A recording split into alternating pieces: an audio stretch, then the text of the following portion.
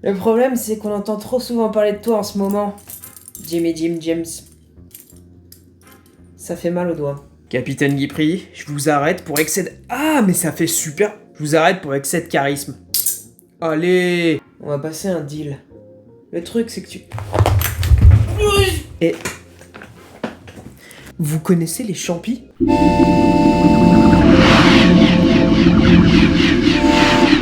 Non, je vous arrête tout de suite.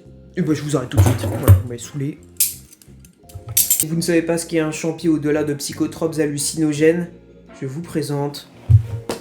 François le Champi. François le Champi, c'est donc un roman de George Sand. C'est l'histoire de François, un enfant abandonné dans les champs. Et c'est ça, un champi au sens d'expression. Une expression qui, je vous l'accorde, a plutôt pas mal vieilli, même complètement vieilli, déjà parce qu'on abandonne bien moins les enfants dans les champs qu'auparavant. Et déjà, George Sand, lorsqu'elle a écrit François le Champi, expliquait que Montaigne utilisait déjà cette expression avant elle. Cela dit, même si cette expression est complètement désuète, et si les bolées délirantes ont pris le pas sur l'enfant abandonné, on peut tout de même y voir une notion actuelle, parce que si vous prenez trop de champi lors d'une rave party illégale, interdite par le préfet, vous pourriez bien vous trouver abandonné dans un champ au lendemain matin. Cela dit, on pourrait aussi considérer que le teuffer en lendemain de rave party est un peu comme abandonné dans un champ.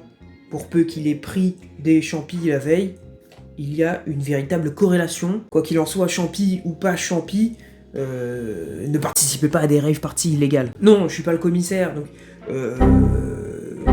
si vous participez à des rave parties, faites attention à vous. Tout comme si vous prenez des substances illégales et hallucinogènes ou qui vous mettent dans un état second, faites attention à vous et aux autres.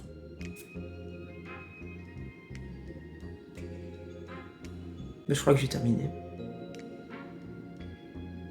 Lisez François le Champi, du coup, c'est le meilleur conseil que je puisse vous donner.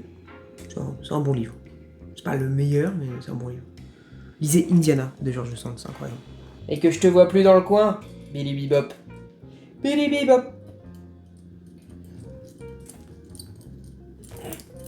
Ah ouais, c'est lourd, qu'est-ce que tu vas faire, hein?